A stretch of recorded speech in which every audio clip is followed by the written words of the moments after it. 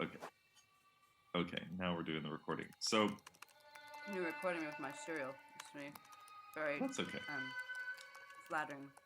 That's okay. I mean, no one's gonna hear it. I don't think. I'll ask you if I'm gonna use any audio from the recording. Any like serial crunching field recording situation. Any like serial crunching field recording situation. Yeah, it's interesting already that you point that out because. Yeah, it's interesting already that you point that out because time goes on, I feel less.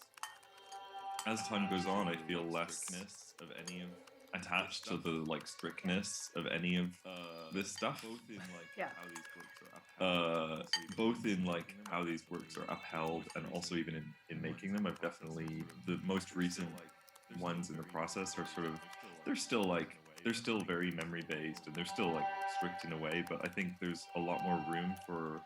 But I think there's a lot more still like for strict in a way, but I think there's a lot more room and for just like a practicality and or collaborator and just like practicality and or collaborator and just like a performer or collaborator wanting to who isn't you, who isn't as necessarily as we had the luxury of. I mean, you really went there, and I think we had the luxury of both of us. I think being at the beginnings of things, whereas I think other people I'm working with, it's like the piece has to get done to a certain.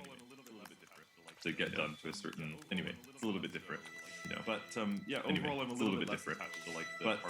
Overall I'm a little bit less attached to like the hardcore conceptualism. It's up to us. So in a way, conceptualism. It's up to us. So in a way, it's up to us to tease out, I guess, how we feel about parts of factory being revealed in conversation. I know originally like I was really like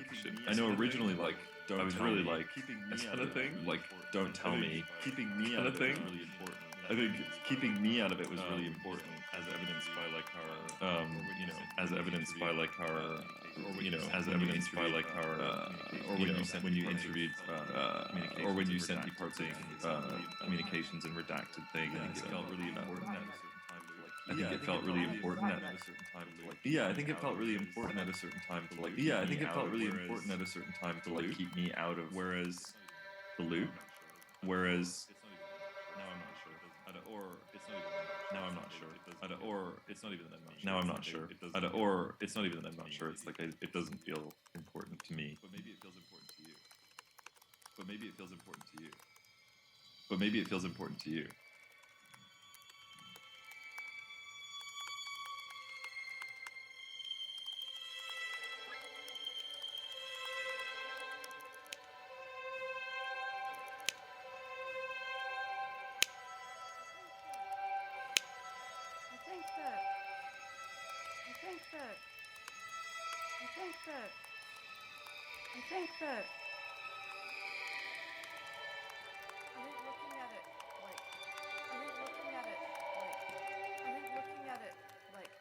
I think looking at it like and acknowledging the sort of context of like, well, specifically of your practice, but also my practice, I suppose, at the time that the thing was done that we're talking about.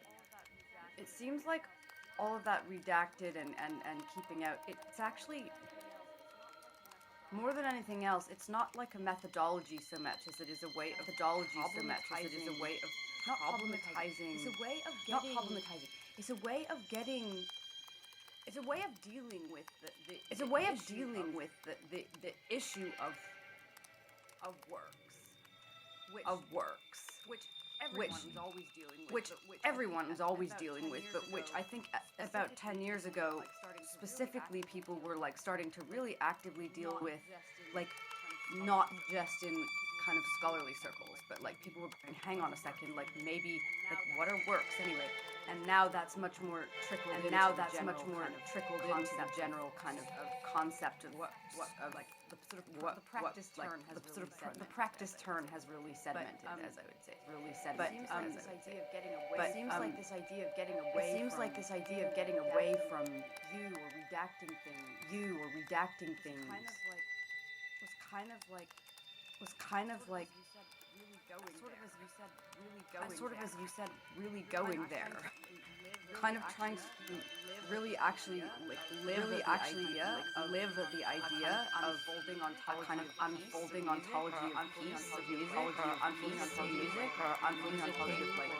musicking, or whatever you want to call it. Like you can attach yourself to a number of different kinds of terminologies for that, right?